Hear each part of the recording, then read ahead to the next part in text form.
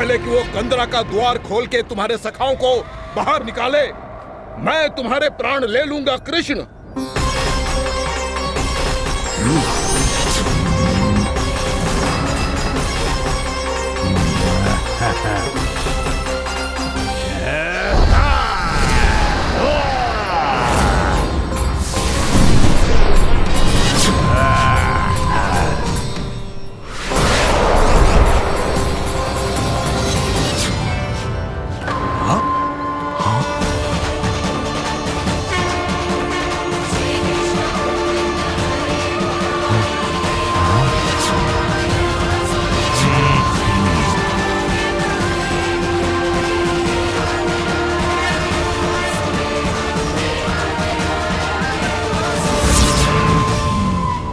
कितनी पूजा करोगे ब्रह्मासुर?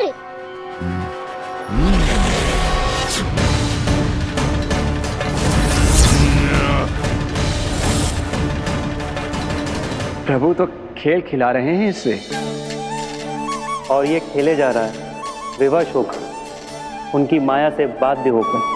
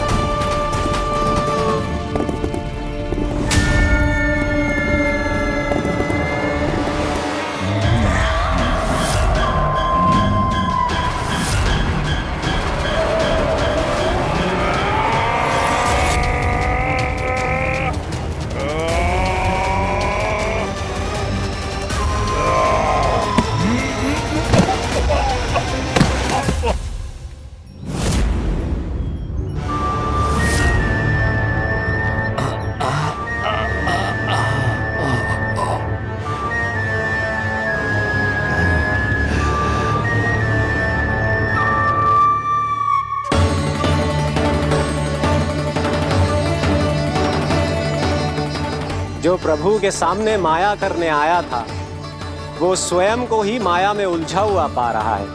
नारायण नारायण। लो, अब तो तुमने दंडवत प्रणाम भी कर लिया, माया भी कथा भी उपहार में दे दी। तुम चाहते क्या हो ब्रह्मासुर? मेरी शरण में आना है क्या?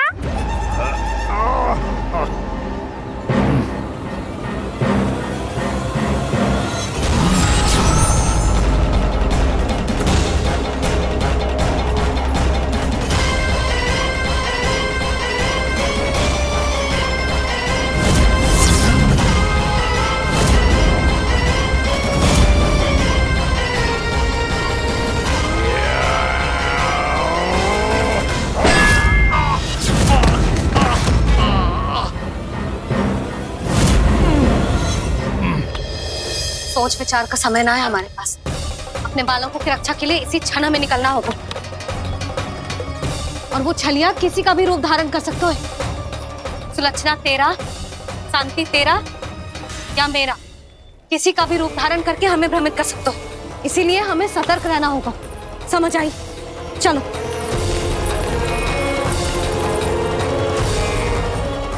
अभी भी समय है ब्रह्मासुर, समझ जाओ। यदि मैया आ गई तो बात गड़बड़ हो जाएगी।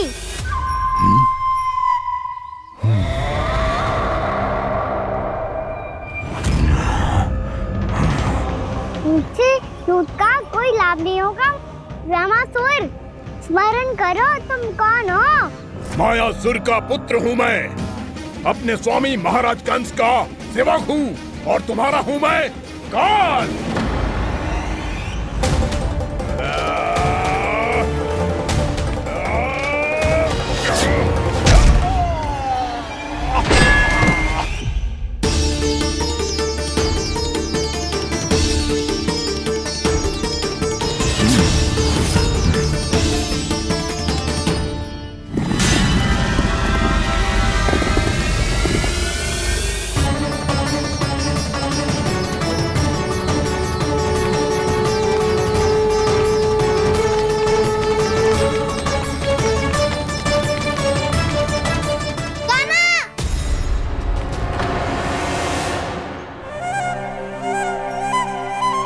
बाबा कहते हैं दुष्टों को पहले बातों से समझाना चाहिए, फिर भी ना माने तो अस्त्र ना उठाना दृढ़ता होती है।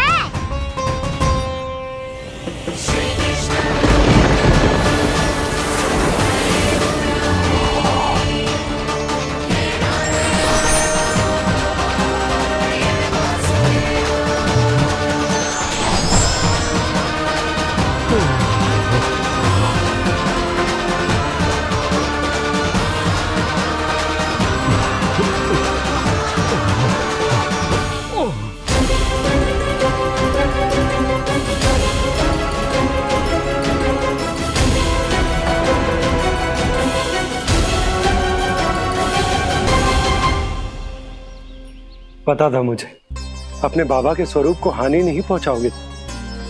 सही कही तुमने। पिता की छवि ही पिता के समान भी आनंदीय होती है। रमासुर, रमासुर। ये मैं अपने वास्तविक रूप में कैसे आ गया?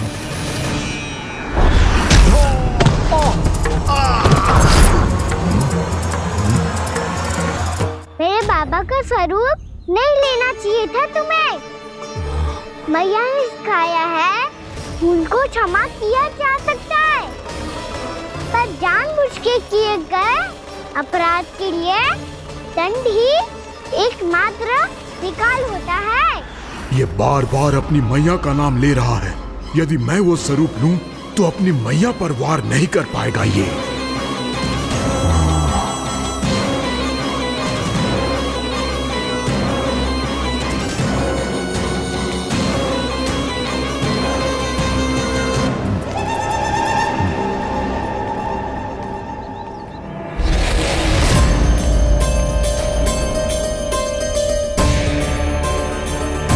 लल्ला, मैं तेरी मैया हूँ, अपनी मैया को मारेगा? बच गया। समझाया था, पर तुमने एक बार फिर से मूर्खता कर ही दी। इस पर तुमने पहले से भी बड़ी और पहले से भी भयंकर भूल किया वह।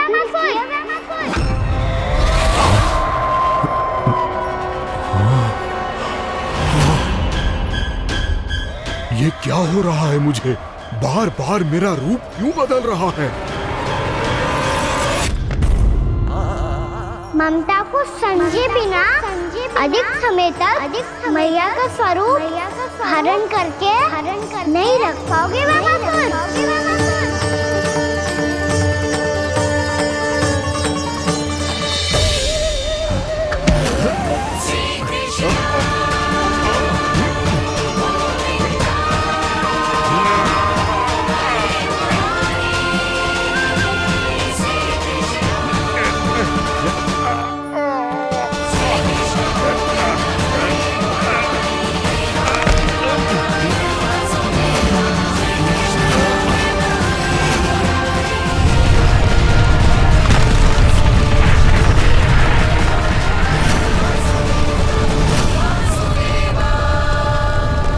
प्रभु के क्रोध से धरती भी कांपने लगी है।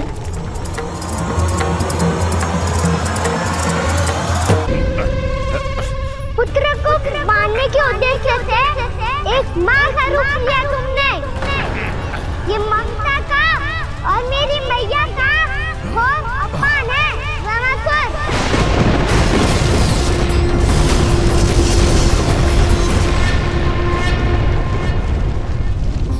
इससे पहले इस असुर के कारण निर्दोष प्राणियों का कोई अहित हो, मुझे कुछ करना होगा। यदि मैं माया का स्वामी हूँ तो आप भी बल के स्वामी हो। दाऊ, अपनी क्षमता, अपना सामर्थ्य स्मरण करो।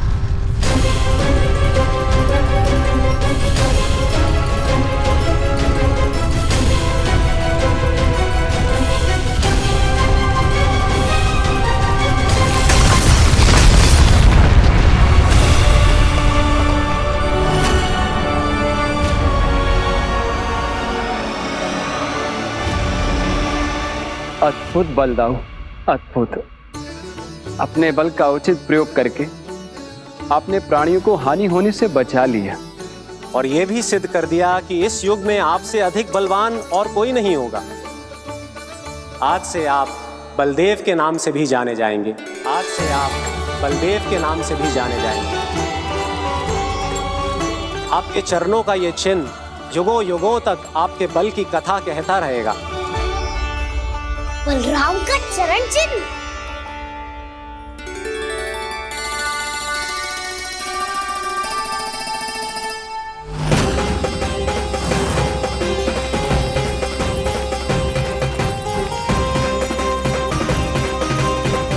मेरी माया से आज तक कोई नहीं बच पाया है। एक बार मुझे छोड़कर देखो, फिर पता चलेगा कि मैं हूँ कौन। पहले ये तो देख लो कि मैं कौन हूँ।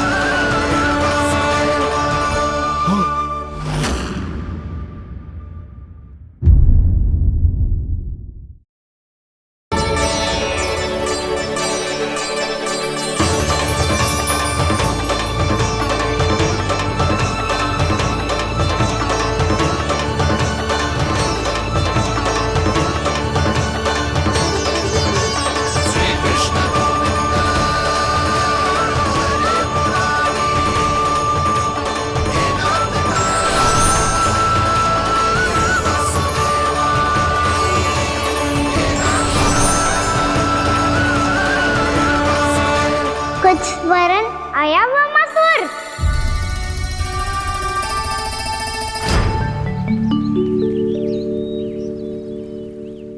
बहुत समय पहले की बात है।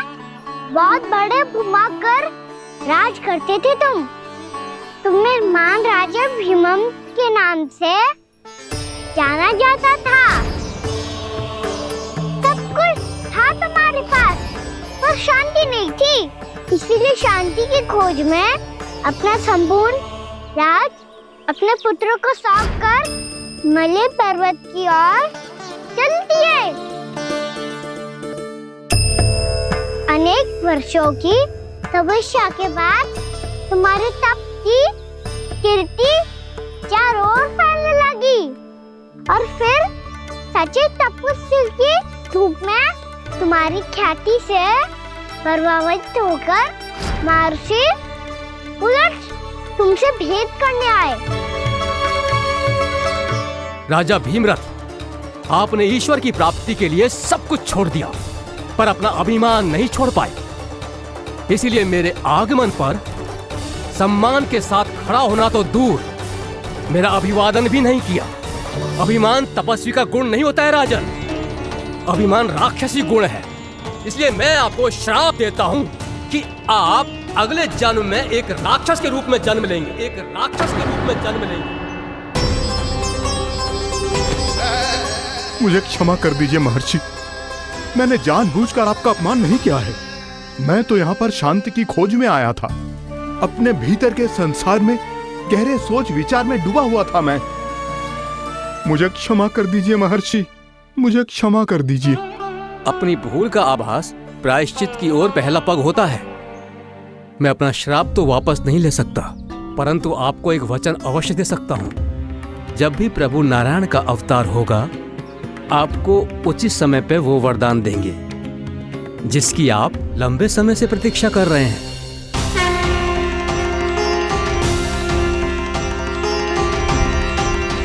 प्रभु, आपने मेरी आंखें खोल दी। अब मुझे पता चल गया है कि आप कौन हैं और मैं कौन हूँ। इसलिए आप मुझ पर कृपा करके अपने चरणों में स्थान दे दीजिए। मुझे वो शांति प्रदान कीजिए जिसकी खोज में मैं वर्षों से भटक रहा हूँ। शांति तो मोक्ष में ही है, इसीलिए मैं तुम्हें मोक्ष का वरदान देता हूँ।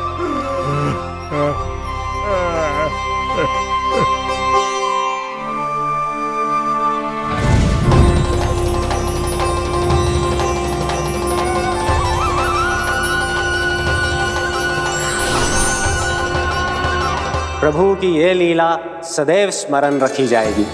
इस स्थान को इनका आशीर्वाद मिलेगा और इस कंदरा को व्योमासुर की कंदरा के रूप में पहचाना जाएगा। भविष्य में अनेक ऋषि मुनियों की शरण स्थली बनेगी ये कंदरा। दीदी, ये कोई साधारण बालक ना है। ऐसा चमत्कार कोई साधारण बालक थोड़ी ना कर सकते है। तुम सत्य कह रहे थे बलराम। गाना सच्चे में भगवान ही है, तभी तो सब देवता इसे बसाने और इसकी ओर से युद्ध करने आते हैं। तुम सब ऐसे आंखें फाड़ के क्यों देख रहे हो मुझे?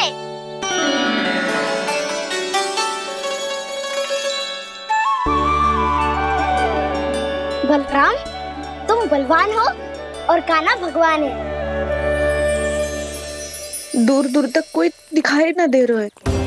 ना जाने किस हाल में होंगे बालक। कहीं हम ही तो मार्ग ना भटक गए शीघ्रता के चक्कर में। अब तो एक पग भी ना चलो जा रहे हो। जल, किसी के पास जल है क्या? कंठ तो मेरा भी सूख रहा है मौसी। भाभी, निकट ही जमुना जी है, कहूँ तो वहाँ से जल ले आओ। मैं भी जा रही हूँ भाभी, एक से भले दो। हाँ चल, शीघ्रता से आओ। हाँ।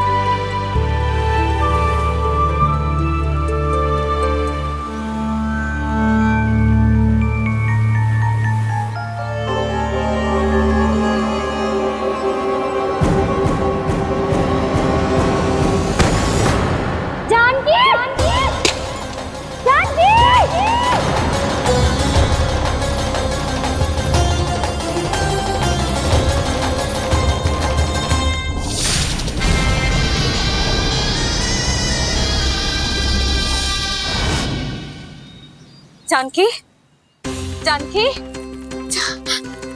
क्या होगा इसे? देखो ना जी, अब छलिया की सूचना मिलते ही हम सब बालकों को ढूंढने चली गई और ढूंढते ढूंढते सबको बहुत प्यास लगी आई जी। तो जानकी जमुना जी की नदी से जल लेने गई और उसने जमुना जी का पानी पिया और उसकी जेदशा हो गई। बालक कहाँ है? वो ठीक तो है ना? ऊपर से सब ठीक है, पर भीतर से बहुत भयभीत है सब। जानकी तो बिल्कुल नीली पड़ गया है। लग तो है विष फैल गया है इसको पूरे तन में। मथुरा के सर्वश्रेष्ठ विदेह जी को बुलाए गए हैं उसके उपचार के लिए।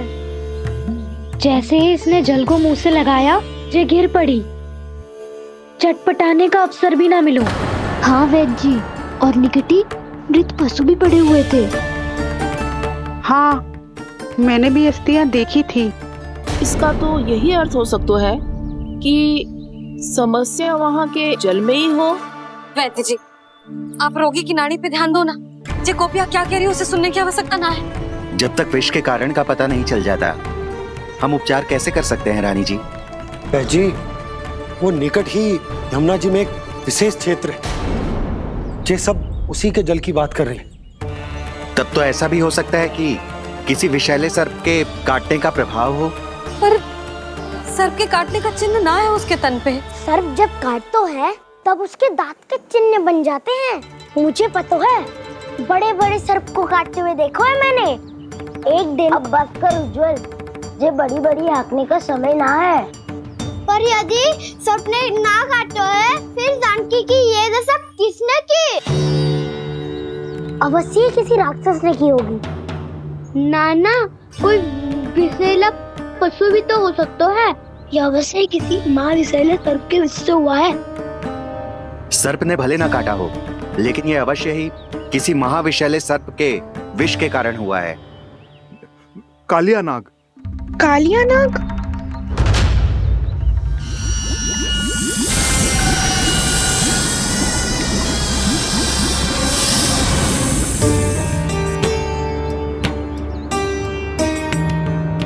संकेतों से तो ऐसा लगता है कि जानकी ने कालिया नाग के क्षेत्र के विशाल जल पी लियो है। कालिया नाग एक लोक श्रुति है, कल्पना में गढ़ी हुई एक कथा, और कछु न है। हमें जाके पता लगाना पड़ेगा। पर हमें वहां जाने से मना किया है ना बड़ों ने। उज्जवल सही कह रहे हो है, इस समय जानकी के स्वार्थ से अधिक महत्वपूर्ण और कछु ना है। जानकी हमारे लिए ही जलाने गई थी जी, ना मैं उसे जाने देती ना जैसा वो तो। वैद्य जी आप शीघ्र कछु करो, कैसे भी कछु भी करो, पर इसके प्राण बचा लो। यशोदा, धैर्य रखो, श्री नारायण पर विश्वास रखो, वो सब ठीक करते हैं।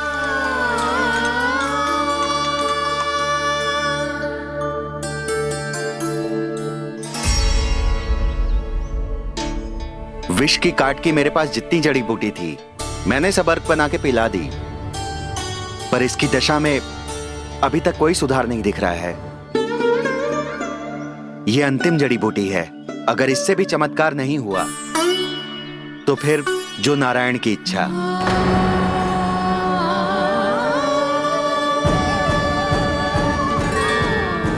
पर कोई तो उपाय होगा जानकी को बचाने का। कान्हा, यदि तुझे किसी औषधि के बारे में पता है हमें बता दे, हम जाके ले आएंगे।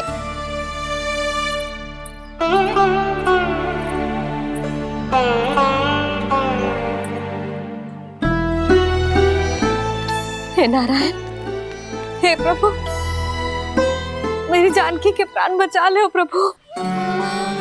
या तो मैं अपने आप को कभी क्षमा न कर पाऊंगी। ये सारी मेरे ही कारण बनाई थी। उसकी रक्षा करो प्रभु, मेरी पुकार सुन। कान्हा, तूने हमें बकासुर से बचाया था ना? और बकासुर से भी तो, और छलवे से भी तो तूने ही बचाया था ना हमें। क्या ऐसा कोई उपाय ना है जानकी को बचाने का? धन्वंतरी,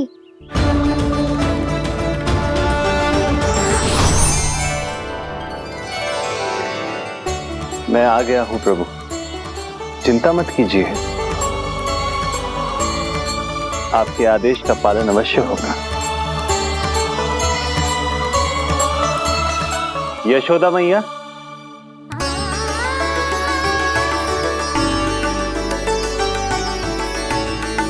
मैया आपको कोई पुकार रहा है।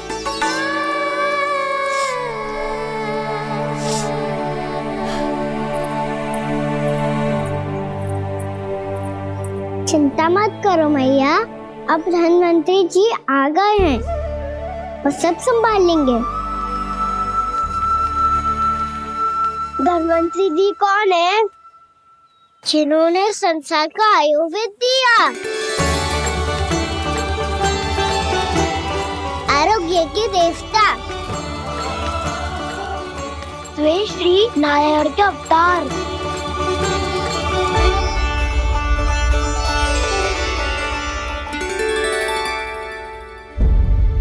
मुझे पता चला है कि आपको वेद की आवश्यकता है। हाँ हाँ, भीतर आइए। आइए आइए वैद्य जी, जी रहे। मथुरा का सर्वश्रेष्ठ वैद्य अर्थात मैं यहाँ आ चुका हूँ और रोगी को जितनी औषधि की आवश्यकता थी सब दे चुका हूँ। निश्चित रूप से आपने विष की काट के लिए बहुत ही उत्तम अर्क तैयार किया है, इसीलिए किसी और वैद्य की आवश्यकता नहीं है।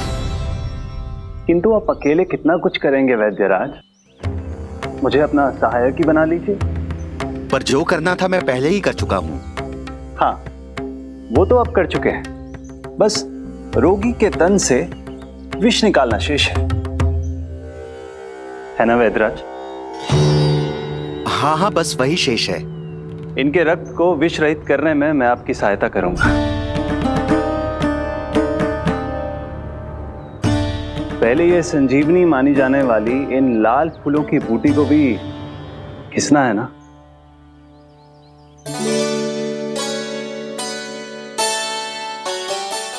हाँ हाँ, तुम सही कह रहे हो। इसे अच्छे से घिसो।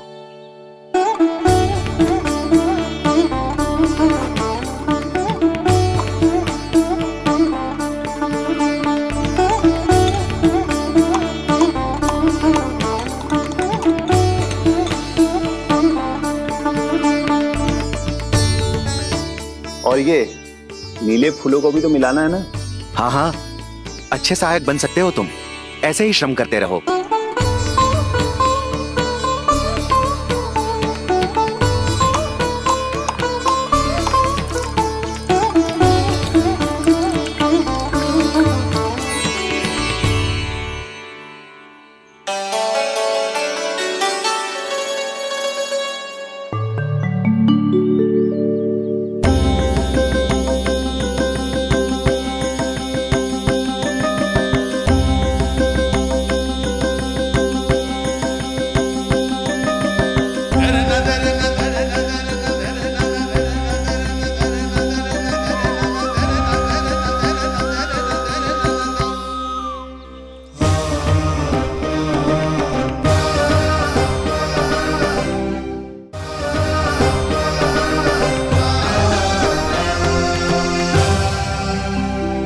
जानकी स्वस्थ तो हो जाएगी ना धन्वंतरी जी? धन्वंतरी? प्रभु, अब मैं क्या करूं? आपने तो स्वयं ही मेरी पहचान उजागर कर दी। जी क्या करो कान्हा? आप सब ऐसे क्यों देख रहे हो? मैया कहती है ना, सभी वेद धन्वंतरी जी का ही रूप होते हैं। वाह कृष्णा, चतुर तो हो तुम। वैसे वास्तविक धन्वंतरी मैं हूँ। मेरा अर्थ है वास्तविक वैद्य मैं हूँ। ये तो मेरा सहायक है। मुझे पूरा विश्वास है बिल्कुल ठीक हो जाएगी। वैसे ही थोड़े ना मुझे मथुरा का सर्वश्रेष्ठ वैद्य कहते हैं लोग।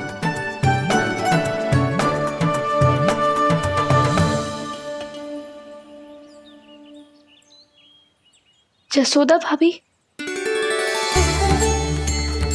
जसोदा जी, जानकी को चेतना आ गई। जानकी, जानकी, जानकी, तू ठीक है ना? क्षमा करना भाभी, मैं आपके लिए जल ना ला पाई। बस बहुत भूख लगी है। मैं अभी कछु लाती हूँ। जानकी माखन खाओगी?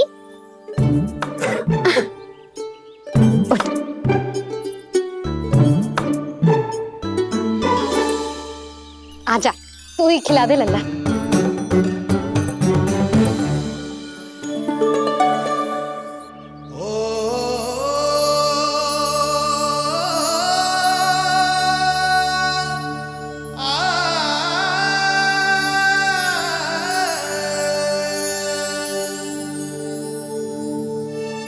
तुम सब मेरे लल्ला को माखन चोर कहती हो ना? आज देखो, अपना ही माखन जानकी को खिला रहे है।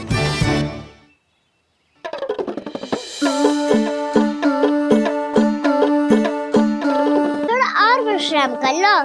सदैव तुम हम सबकी सेवा करती हो, आज मैं तुम्हारी सेवा करूंगा। जानकी की जिज्ञासा तब हुई जब जय यशोदा काकी की सेवा कर रही थी, और अब देखो स्वयं भगवान ही इसकी सेवा कर रहे हैं। जानते हो इससे क्या सिद्ध होता है? जो भी यशोदा मैया की पूजा करेगा, अर्थात अपने माता पिता की सेवा करेगा, उनके साथ सम्मान से व्यवहार करेगा, ईश्वर स्वयं उसका ध्यान रखेंगे। कभी धन्वंतरी के रूप में तो कभी स्वयं कान्हा के रूप में। भक्त और भगवान का देखो कैसा ये अनुराग, स्वयं करे सेवा प्रभु, अद्भुत गोपी का भाग्य। प्रभु इन सब पृथ्वीवासियों से कितना घुल मिल गए हैं। ना तो ये प्रभु को भगवान मानते हैं और ना ही प्रभु अपने आप को इनसे सर्वश्रेष्ठ समझते हैं। अपने आचरण से ये सिद्ध कर रहे हैं कि ये सभी में हैं और सभी इनका ही अंश है।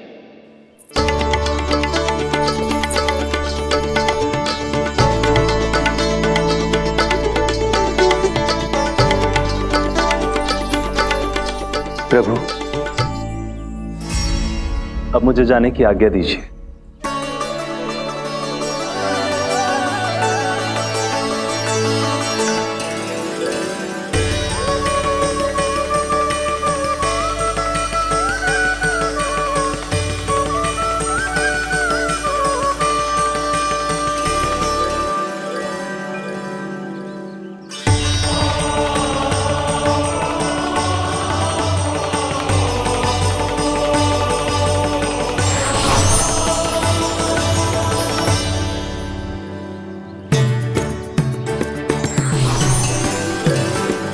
कान्हा ने तो सच्ची में धन्वंतरी जी को बुला लिया था।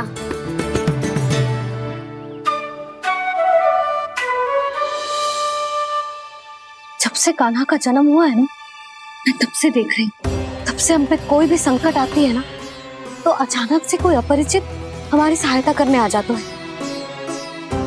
और जाते समय कान्हा की आज्ञा लेके जाते है, और कभी कभी तो इसे प्रभु बोल के जाते है। बाबा संभालो।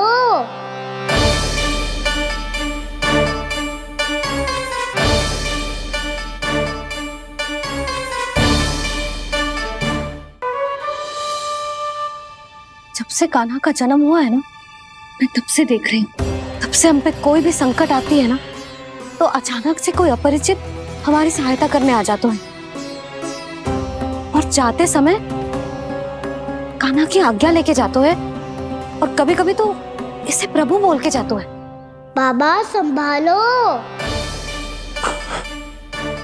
यशोदा, इस जानकी को चढ़ो है और विचित्र विचार तुम्हारे मन में है। अरे सब जानते हैं कि हमारा परिवार राजसी, तुम्हें पता ना चलता हो, पर हमारे कान्हा को सब राजकुमार ही समझते हैं देखकर।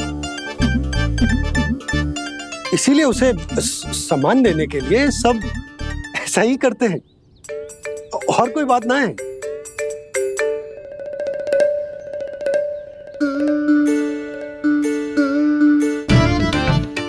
अब जे मेरे लल्ला को ऐसे क्यों घूर रहे हैं? बुरी दृष्टि लगाएंगे क्या? वैद्यराज जी, आपके सहायक तो गए, अब आप यहाँ क्यों? वो क्या है ना, मैं अपने रोगी का निरीक्षण करके पूरी तरह से संतुष्ट होकर ही जाता हूँ।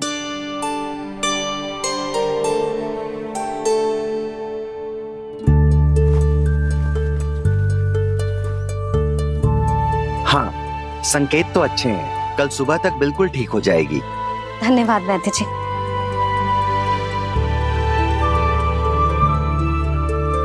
बस तो फिर हम कल पकड़न पकड़ाई खेलेंगे जानकी।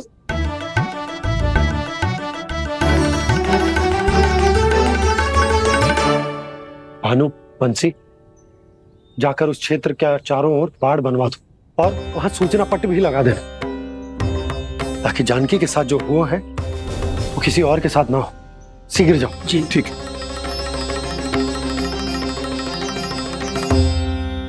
बाड़ और सूचना पट लगवाने से समस्या का समाधान नहीं होगा बाबा। निर्दोष पशु सूचना पट देखकर भी कुछ समझ नहीं पाएंगे।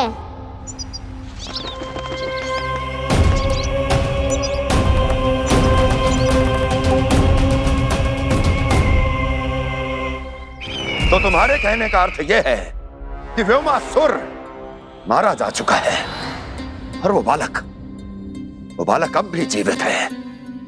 हाँ महाराज, मैंने गोप बालकों को कहते सुना था कि कृष्ण ने छलिया को मोक्ष दे दिया है, पर वृंदावन सुरक्षित नहीं है महाराज। वो एक बहुत बड़ी समस्या से जूझ रहे हैं। कैसी समस्या? गांव के निकट क्षेत्र में किसी विषैले सर्प का निवास है। उसके विष का प्रभाव इतना भयानक है महाराज, जैसे विष ना हो, स्वयं हलाहल हो। मेरी कोई भी औषधि रोगी का उपचार नहीं कर पा रही थी। निकट के क्षेत्र में कहां है वो सर्प? गोप मानते हैं कि वो सर्प गांव के निकट यमुना नदी के जल में रहता है। मुझे तो लगता है महाराज, ये कालिया नाग की कथा कोई किंवदंती या लोक श्रुति नहीं, एक सच्चाई है, एक विशैली सच्चाई।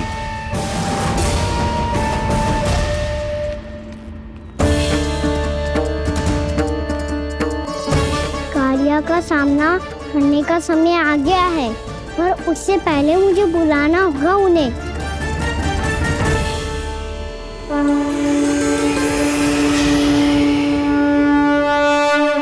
संसार के दारुण भय का नाश करने वाले, सभी कष्टों का हरण करने वाले, विश्व का समस्त ऐश्वर्य प्रदान करने वाले, कमल जैसे लोचन, मुख और चरणों वाले आजानुभुज श्री राम को मैं बार बार नमस्कार करता हूँ। आपदामपहर्तारं दातारं सर्व संपदा लोकाभिरामं श्री रामं भूयो भूयो नमाम्यहम्। कागभूसोंडी, कागभूसोंडी, कागभूसोंडी। प्रभु क्षमा करें, मुझे जाना होगा।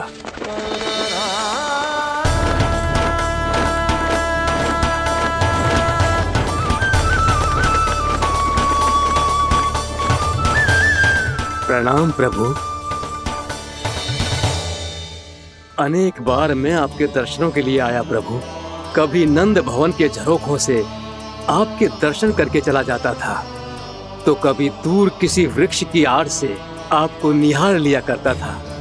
आज आपने स्वयं मुझे बुलाकर धन्य कर दिया प्रभु।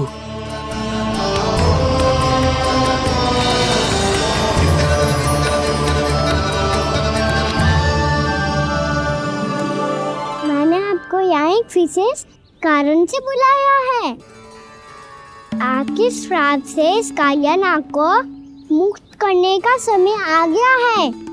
ये तो बहुत ही उत्तम समाचार है प्रभु। इतने वर्ष बीत गए, मुझे आज भी स्मरण है वो दिन जब मैंने उन्हें श्राप दिया था। अपने क्रोध पर नियंत्रण खोकर बहुत बड़ी भूल कर दी थी मैंने प्रभु। बीती हुई घटनाओं पर दुखी होके कोई लाभ नहीं है। हमें भविष्य की ओर देखना होगा।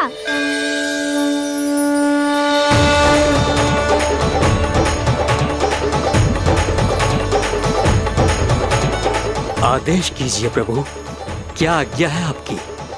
जब मैं कालिया नाग का सामना करने जाऊं, तो आप यहीं रहेगा। आपको अपने आप पता चल जाएगा कि कब क्या करना है। और हाँ, लौटते जाते समय नारद मुनि से कहेगा, वो आकर मुझसे भेंट करे। अवश्य प्रभु, प्रणाम। क्या इसने सच्ची में देवर्षि नारद को बुलाया है? नारायण नारायण। आपको संदेश भेजने की आवश्यकता नहीं थी। आप स्मरण करते और मैं चला आता। तुम्हारा कल्याण हो नारद।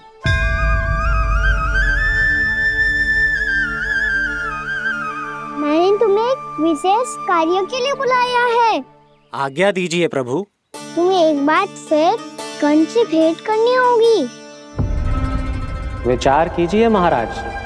क्या आप बिना किसी शंका के कह सकते हैं कि कौन सी पंखुड़ी पहली है और कौन सी आठवीं? उस दुष्ट से भेंट करना स्वयं कीचड़ में उतरने के समान है प्रभु। कमल पुष्प प्राप्त करना हो तो कीचड़ में उतरना पड़ता है नारद। आपका आदेश तो मैं स्वप्न में भी नहीं टाल सकता प्रभु। कंस कालियानाग के बारे में जान गया है, पर वो उसका सामना करने का साहस नहीं कर पाएगा। मैं आतुर हूँ प्राप्ति, मूर्ख नहीं। मेरी बुद्धि फिर नहीं गई है। मैं स्वयं उस कालिया जैसे महाविषैले सर्प के सामने खड़ा हो जाऊं और अपने ही काल को आमंत्रित कर लूं। तो फिर अपने लाभ के लिए उसका प्रयोग करने का कोई और उपाय सोचिए स्वामी। कुछ ऐसा कीजिए कि यमुना नदी का पूरा जल विषैला हो जाए और वृंदावन वासी उसका उपयोग करे और आपका काल कहलाने वाला वो बालक स्वयं काल के गाल में चला जाए। उत्तम उत्तम सुझाव है प्राप्ति। अब मुझे उस कालिया तक पहुंचने का मार्ग ढूंढना होगा, उसको विवश करने का कोई उपाय ढूंढना होगा, क्योंकि व्यक्तिगत रूप से उससे भेंट करना असंभव है। असंभव। आप सही कह रहे हैं प्रभु। कंस में उतना सामर्थ्य नहीं कि वो कालिया नाग का सामना स्वयं कर सके। वैसे तो कालिया गरुड़ देव का भी सम्मान नहीं करता, तो फिर वो कंस का सम्मान क्यों करेगा भला? नहीं करेगा, पर कंस तुम्हारा सम्मान अवश्य करेगा नारद। तुम्हारी बातें भी सुनेगा और मानेगा भी। ये मेरी योजना का बहुत ही महत्वपूर्ण भाग है। तुम कंस के पास जाओ और कहो कि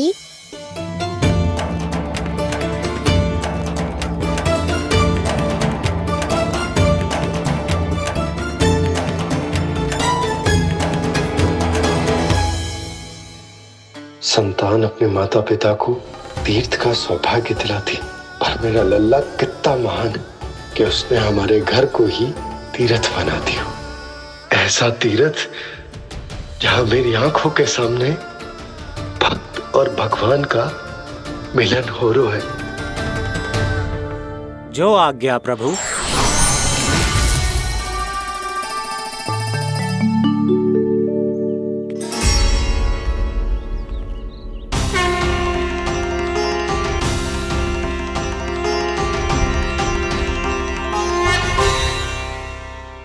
बाबा, कान्हा, ये सब क्या चल रहा है? पहले काग भुसुंडी जी और फिर जे नारद जी। क्या योजना बना रहे हो तुम? कान्हा, बताना लल्ला, क्या सोच रहे तू? कान्हा देख, अगर तुझे अपने बाबा को ना बताना हो ना, अपने भक्त को बता दे। क्या सोच रहे हो लल्ला? क्या करने वाले हो आप?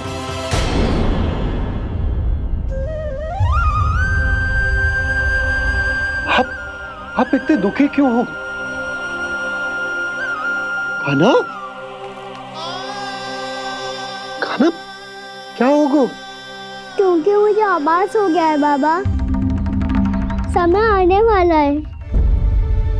कौन सा समय आने वाला है लल्ला? शीघ्र सब कुछ बदलने वाला है। भैया को मेरा सत्य पता चल जाएगा बाबा।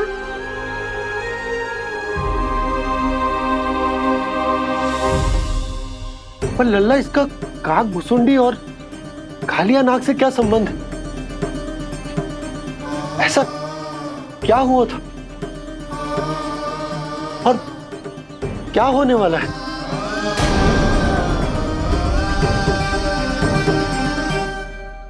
जो होने वाला है बाबा, उसका संबंध उससे है जो सैकड़ों वर्ष पहले हुआ था। महर्षि भृगु के एक वंशज थे वेद शिरोमणि, जो विंध्याचल की पहाड़ियों में साधना कर रहे थे। तभी वहाँ अश्वशिरा नाम के एक दूसरे मुनि आमंत्रण के बिना ही आ गए। कितना सुंदर और शांतिपूर्ण आश्रम है।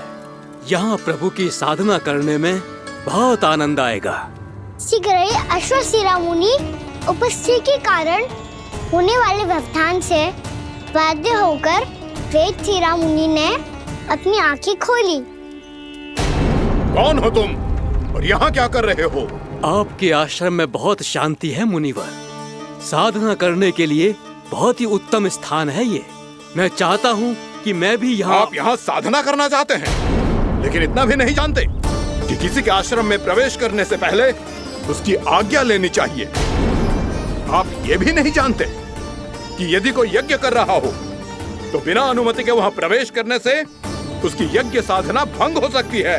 आप क्या साधना करेंगे मुनि? आप तो साधना के योग्य ही नहीं हैं। इतना अपमान! एक मुनि के मुख से इतने कड़वे शब्द शोभा नहीं देते। मैं तुम्हें श्राप देता हूँ, जितनी विषैली तुम्हारी जिह्वा है उतने ही विषैले सर्प बन जाओ तुम। और ऐसा सर्प जो सांस भी ले तो निकट का वातावरण दूषित हो जाए।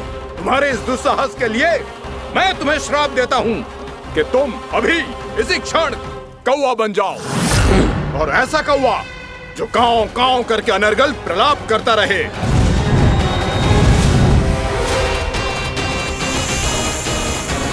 ये मैंने क्या किया? ये मैंने क्या किया? क्रोध के कारण दोनों ने एक दूसरे को श्राप दे दिया। पर दोनों ही मेरे भक्त थे, और भगवान होकर मैं अपने भक्तों को इतनी कठिनाई में कैसे देख सकता था। इसीलिए जिस संकट में उन दोनों ने अपने आप को फंसा लिया था, उसका समाधान करने में मैं उनके पास गया। देखिए ना प्रभु, ये क्या हो गया हमसे? हमारी रक्षा कीजिए प्रभु, मार्ग दिखाइए हमें। क्रोध पर नियंत्रण ना होने के कारण आप दोनों ने एक दूसरे को बहुत ही भीषण संकट में डाल दिया है। अब दोनों ही तपस्वी, तप के बल से दिए गए आपके श्राप को लौटाना भी संभव नहीं है। प्रभु कोई तो उपाय होगा, हम आपके शरण में हैं प्रभु। अपराध तो हमसे हुआ है प्रभु, पर अब आपसे ही आशा है। कुछ ऐसा कीजिए भक्त वत्सल, जिससे हम दोनों के श्राप का प्रभाव कुछ कम हो जाए। आप दोनों ही मेरे भक्त हैं, इसलिए आपकी पीड़ा का निवारण करने का एक उपाय है मेरे पास। वेद शिरा मुनि, जब आप कालिया नाग बनेंगे तो आपको मेरे चरणों को अपने शीश पर धारण करने का सौभाग्य मिलेगा। और अश्र शिरा मुनि, आप काग योनि होने के बाद भी आप श्रेष्ठतम ज्ञान और सर्वाधिक यौगिक सिद्धियों के स्वामी होंगे और प्रवचन दिया करेंगे। इसके बाद अश्वशिरा मुनि काक भुसुंडी बन गए, जिन्होंने आगे चलकर सेम गरुड़ देव को रामायण सुनाई। और मुनि वेदशिरा महर्षि कश्यप और देवी कत्रियों के पुत्र कालिया नाग बनकर जल में। और अब वही कालिया नाग जमुना जी में, जिनके कारण जानकी के प्राण लगभग चले ही गए थे। अब कालिया नाग को उचित स्थान पर भेजने का समय आ गया है बाबा। पर ये तो अच्छी बात है कान, वेद शिरा मुनि को दिया हुआ तुम्हारा वचन भी पूरा हो जाएगा, जमुना जी की शुद्धि भी हो जाएगी। इस सब के बाद भी तुम दुखी क्यों हो? क्योंकि इसके बाद मैया के सामने मेरा रहस्य खुल जाएगा बाबा। उन्हें पता चल जाएगा कि उनका बालक कोई साधारण बालक ना है। भविष्य में जो होने वाला है उसे सबके सामने घटने से रोकना मेरे लिए भी संभव ना होगा। मैया को सब पता चल जाएगा। क्या पता चल जाएगा रे मुझे?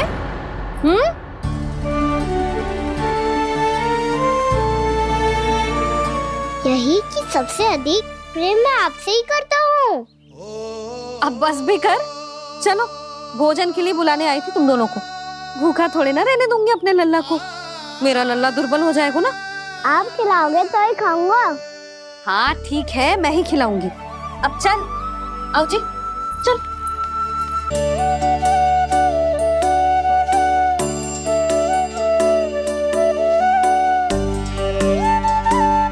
मैया खेलो ना मेरे साथ।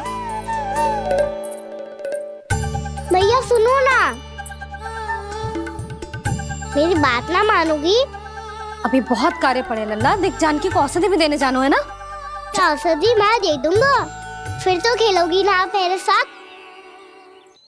पिछले कुछ दिनों से अपनी मैया का अधिक से अधिक प्रेम पाने का प्रयास करो है कान्हा। इसका तो एक ही अर्थ हो सकता है कि कछु बहुत बड़ो होने वालों है। कान्हा रुक जा लल्ला। कान्हा क्यों तंग कर रहा है, मैया को पहन लेना। कान्हा, कान्हा जी क्या करो तूने?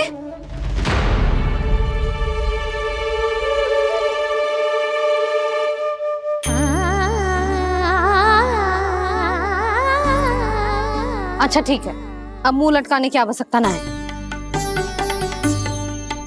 ये ले।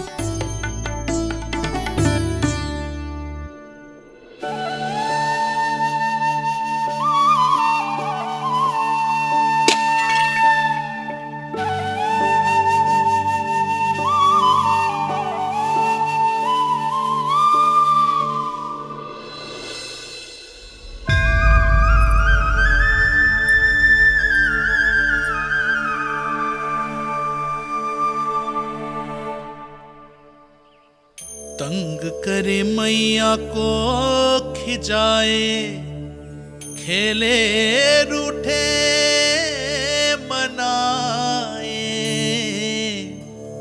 लीला अनोखी करके शरारत, कान्हा दंड भी पाए।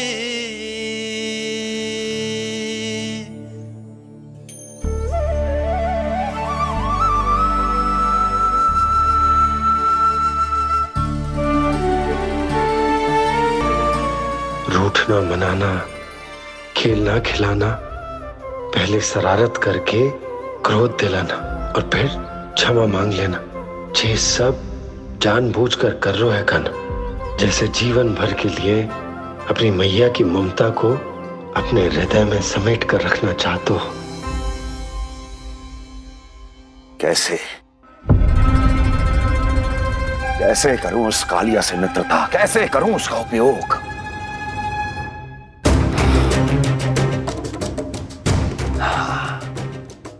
उस पर आक्रमण कर देता हूं और उसे किसी ना किसी तरह से यह विश्वास दिला देता हूं कि यह आक्रमण उस विष्णु अवतार ने किया है। फिर वो क्रोध में आकर सारे वृंदावन वासियों को अपने विष से समाप्त कर देगा। उचित है, ये उचित है। नारायण हरि, नारायण हरि।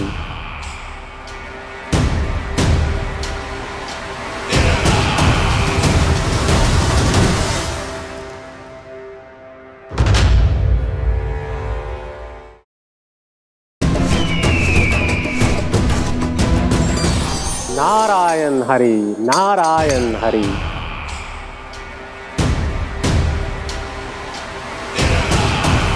प्रणाम देवर्षि। किस योजना में कितना लाभ है और कितनी हानि, यह आंकलन करते करते थक गए होंगे मथुरा नरेश। देवर्षि, आज मेरा ध्यान कैसे आ गया आपको? आप तो सदैव ही मेरे ध्यान में रहते हैं महाराज कंस। सत्य तो यह है कि मथुरा में जो भी हो रहा है मुझसे छिपा हुआ नहीं है। मैं जानता हूं कि आप किसी भी असुर को वृंदावन क्यों ना भेजें, और वो असुर कितना भी शक्तिशाली क्यों ना हो, कृष्ण का सामना नहीं कर पाता। या तो पराजय स्वीकार करके आपके पास लौट आता है, या तो फिर वीर गति को प्राप्त हो जाता है।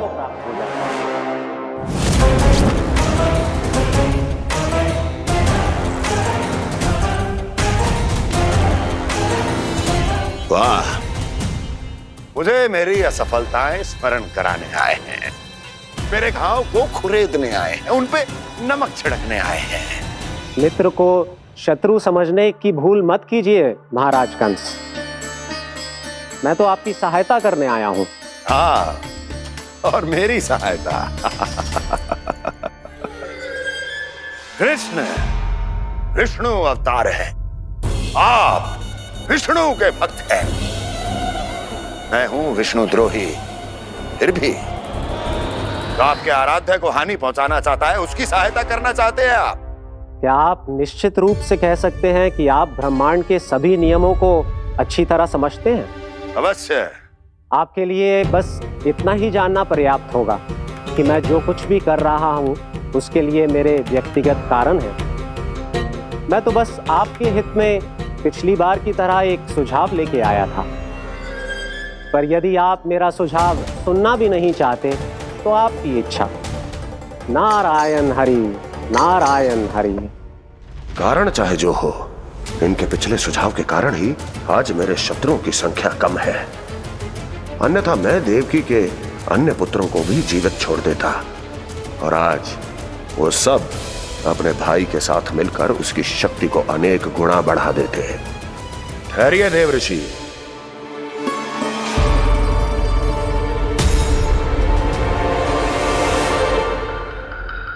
बताइए क्या सुझाव है आपके पास?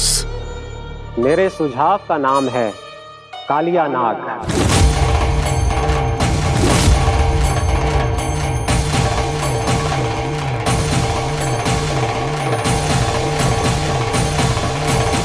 उसके विषय में मैं जानता हूं देवर्षि।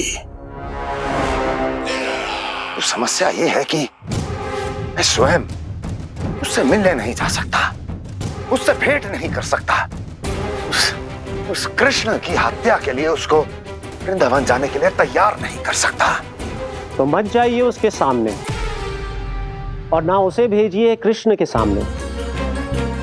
हर बार आप किसी न किसी असुर को अपने शत्रु के क्षेत्र में भेजते हैं, जहां शत्रु उसका सामना करने के लिए पूरी तरह से तैयार होता है और आपका असुर मारा जाता है।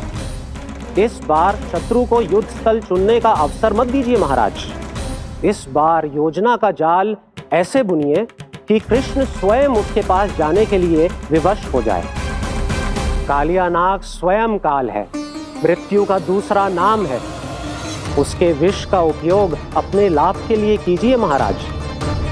वैसे कालिया के विष की अधिकता का अनुमान तो होगा ही आपको।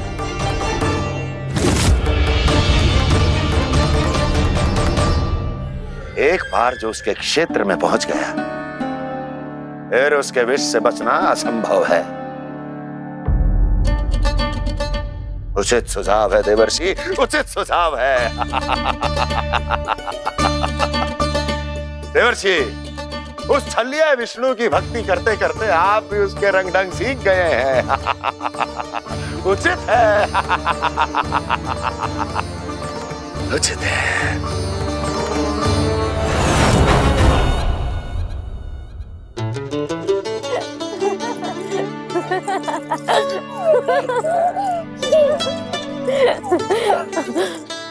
बस बस बहुत आनंद ले लियो लला। बस अब दूध पी ले। ठहर ठहर, गर्म है। जी ले पी।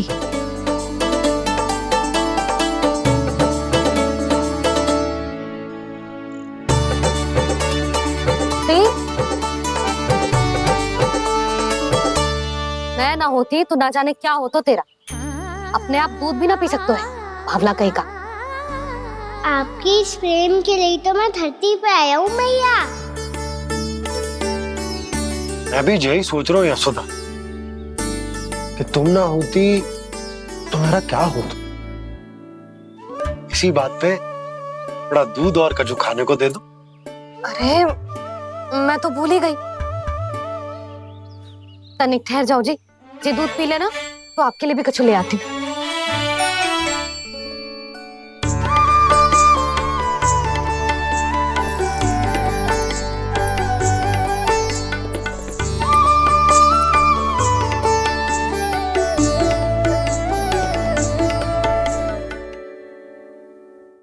प्रणाम महाराज। आपकी आज्ञा के अनुसार बिल्कुल वैसा ही पत्र तैयार किया है जैसा आप चाहते थे।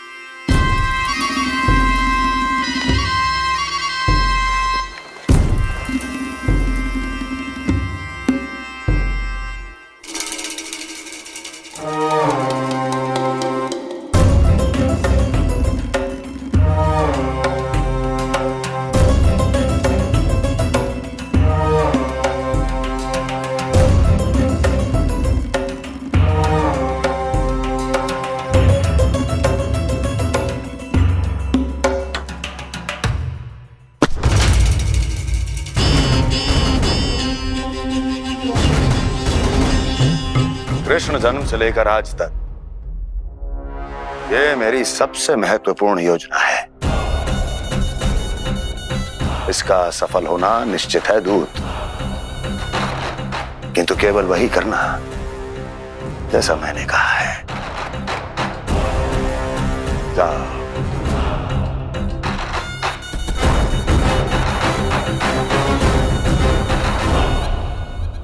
कान्हा,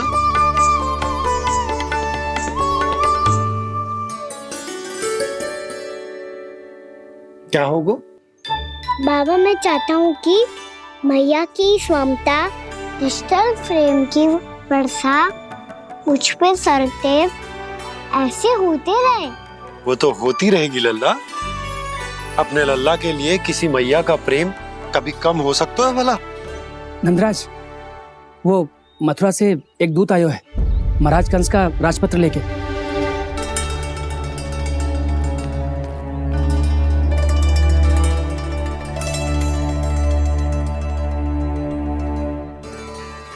कान्हा, अब क्या करने वाला है?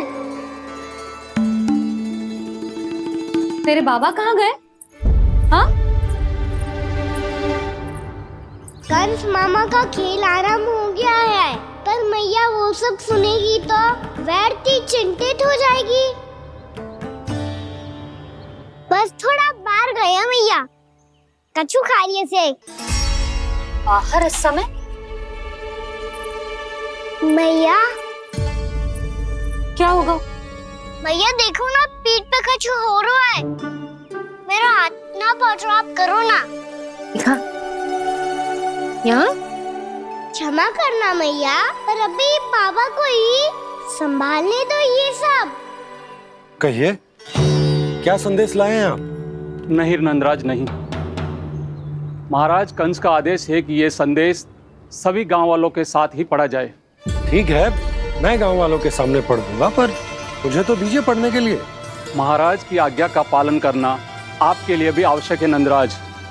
सभी गांव वासियों की सभा बुलाइए। बंसी, सभी गांव वालों की सभा बुलाओ।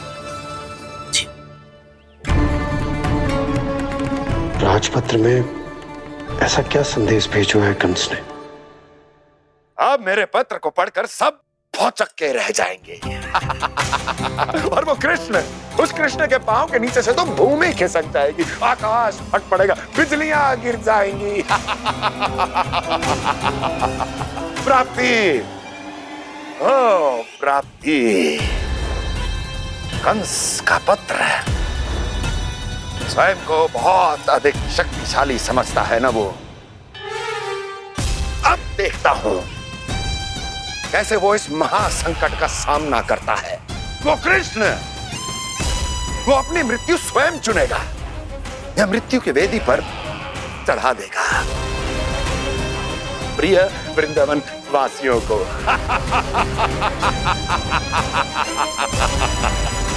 अब आएगा आनंद प्राप्ति, अब आएगा आनंद। सबको इकट्ठा करवा के ही पढ़वाएगो। अवश्य ही कोई विशेष संदेश दिया होगा कंस ने।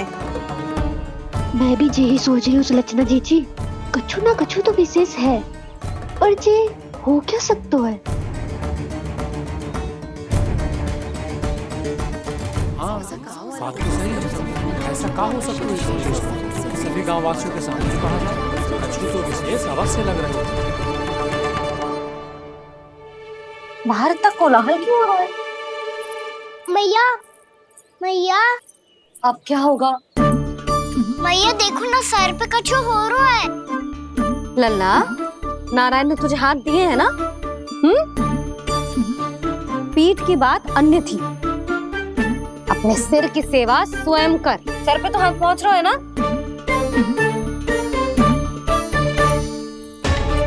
मैया सुनो ना, मैया देखो ना, तीव्र कर कछु हो रहा है।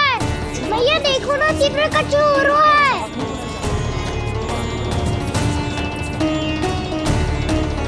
सब लोग आ चुके हैं, अपना संदेश सुनाइए आप।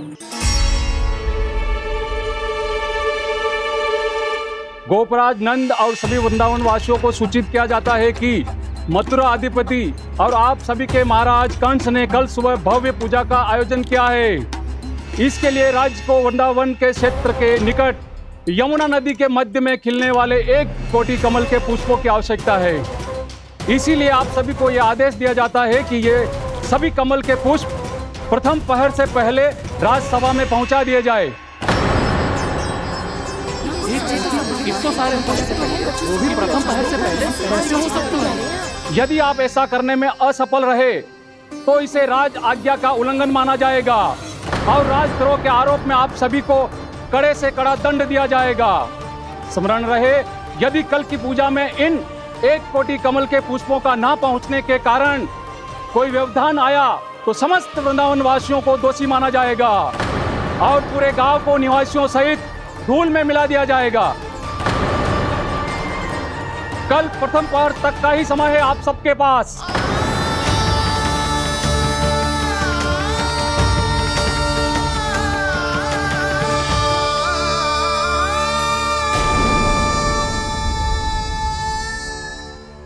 कमल पुष्प, वो भी कल प्रथम प्रहर में? ऐसे कैसे संभव है? और कोई साधारण पुष्प ना, यमुना नदी के मध्य खिलने वाले विशेष कमल के फूल चाहिए उन्हें। लेकिन यमुना नदी में तो कालिया नाग ने विष घोल के रखा है, तो फिर कैसे हो पाएगा? यह संभव है। हमारी मृत्यु का संदेश भेजा है राजा कंस ने। सदैव की भांति इस समस्या पर भी गांव के बड़े ही विचार करेंगे। बालकों का यहाँ होना उचित ना है।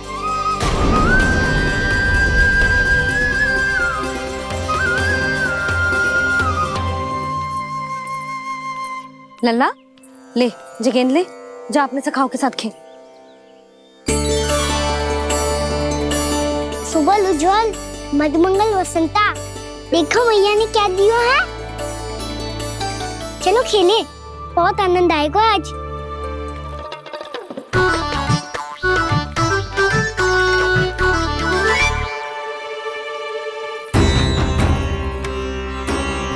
भानु, बंसी, जाओ और शीघ्र ही वो घेरे का कार्य समाप्त करो।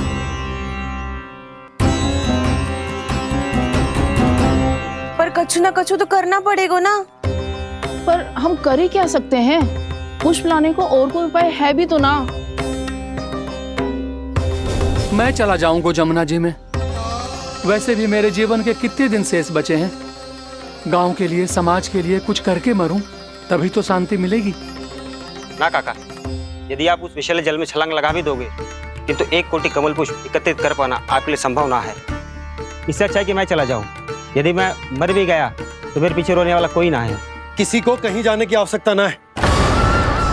गोप नरेश होने के नाते ये मेरा कर्तव्य है कि मैं आप सबकी रक्षा करूं। नंदराज, आपको जाना है तो जाओ। हरिया, काका, भैया सब चले जाओ। लेकिन आपको पता है वहाँ का जल कितना विषैला है। आप लोग एक क्षण भी जीवित नहीं रह पाओगे। फिर कैसे इकट्ठा करेंगे 1 कोटि कमल पुष्प? आप बात तो सही कह रही हैं शांति। उस दुष्ट कंस ने ऐसी मांग रख के हम सबको फंसा दिया। हम में से कोई भी क्यों ना चला जाए और इस संकट का समाधान ना निकलेगा। कान्हा, बताना कौन सा खेल खेलें? गेंद पकड़ खेलते हैं।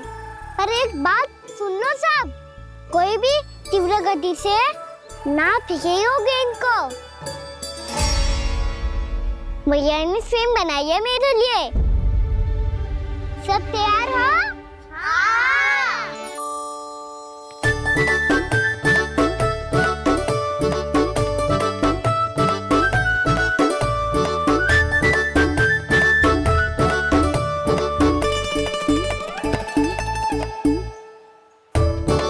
मुझे दो।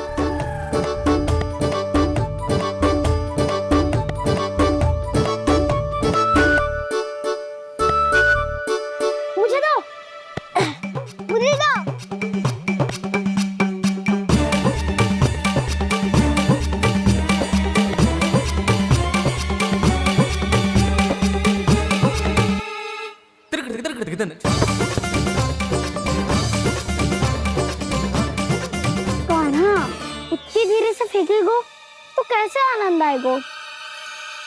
थोड़ा बल लगा के फेंक। हाँ कान्हा, हम अभी बड़े हो गए हैं, तू अब भी छोटे बालकों की तरह फेंक रहा है।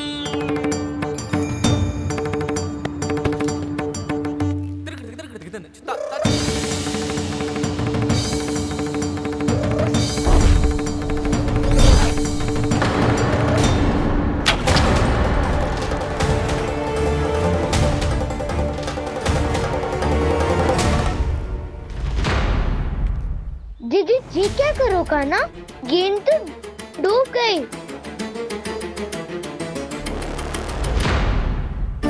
अच्छा, तो ये सब इसकी योजना का भाग था ताकि ये कालिया का सामना कर पाए। तुम सबने तो कही थी तीव्र गति से फेंको, देखो फिकवा दी ना मेरी गेम। मुझसे नदी में, अब मुझे जाके लानी पड़ेगी। रुक जा कान्हा, रुक जा कान्हा। जी क्या बोल रहे थे कान्हा? इसमें तो बहुत संकट है। कोई भी संकट मेरी मैया का उपहार खोने से बड़ा ना है।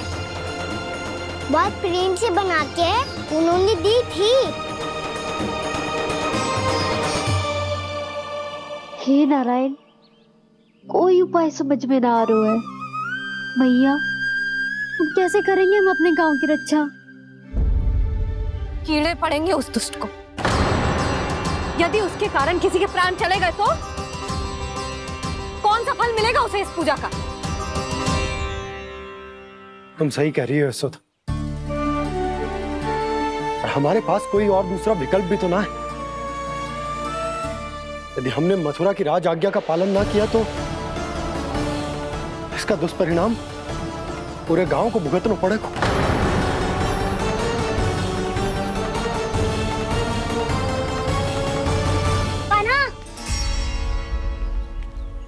तुम्हें पता है कि तो भगवान है, दिव्य है, बहुत शक्ति है तुझमें। पर फिर भी हम तुझे विषैले जल में ना जाने दे सकते। कुछ होगा तो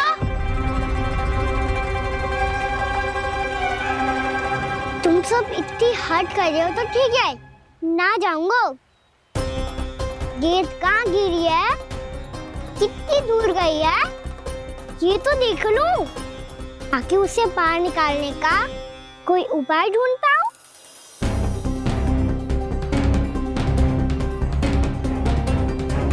हाँ।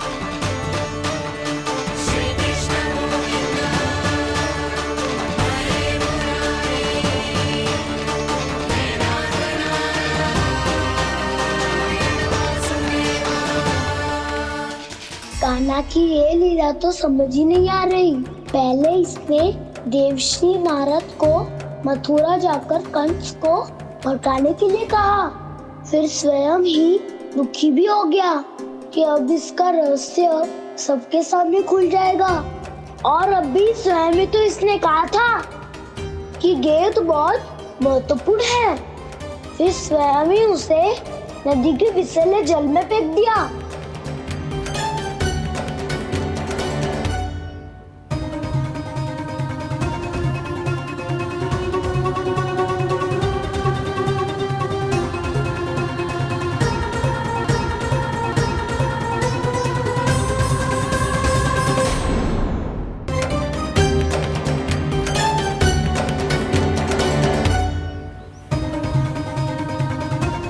कान्हा, तू ऊपर क्यों चढ़ रहा है?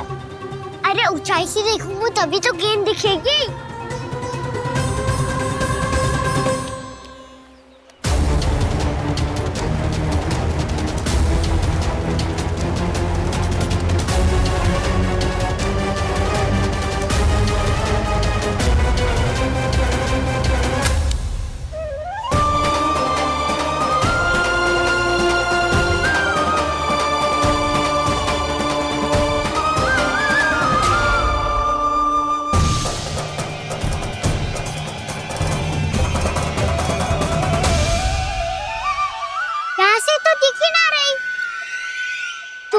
वहीं से फेंकी थी ना?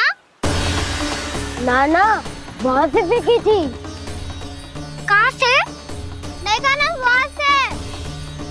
समझ में आ रहा? ठीक बताना, कहाँ से फेंकी थी?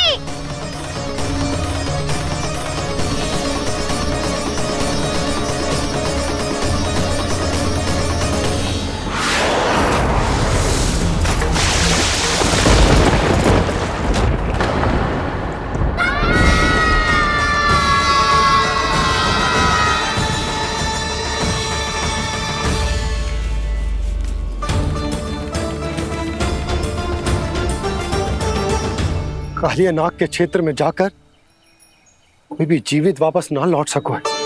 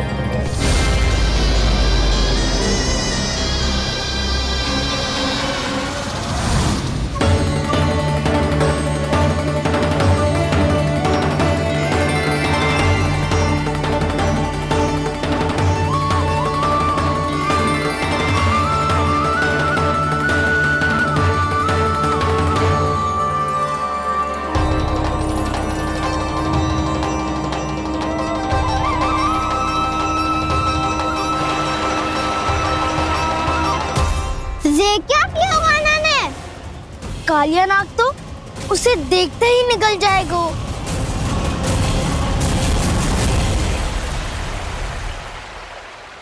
तो आरंभ से अब तक सब कुछ उसकी लीला का ही भाग था।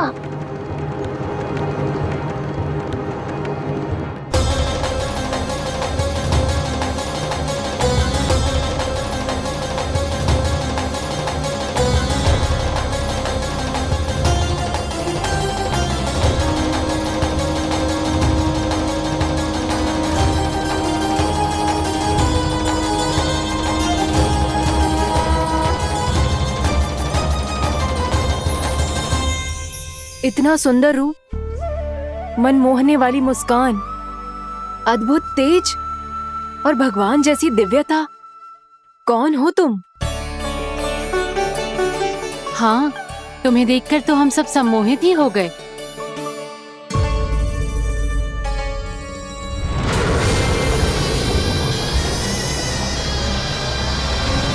तुम जो भी हो बालक, वापस लौट जाओ। हमारा हृदय तुम्हें ही देखते रहना चाहता है।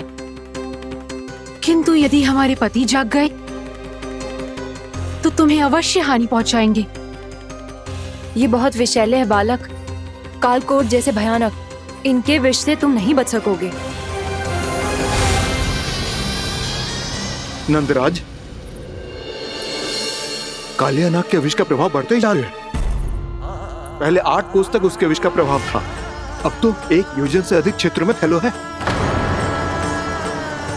जल पीने के प्रयास से अनेक पशु मारे गए हैं और नदी के निकट के वृक्ष और वनस्पति सब नष्ट होने लगे।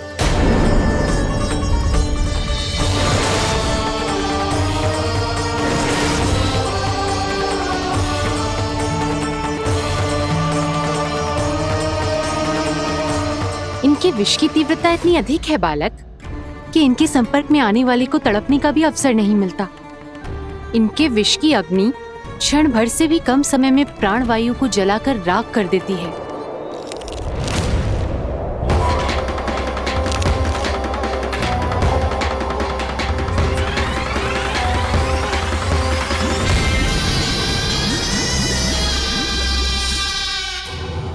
तब तो समस्या और भी गंभीर हो जाएगी। मैंने तो सुनो है कि कालिया नाग कम से कम 2 योजन लंबा है, सैकड़ों फन है उसके।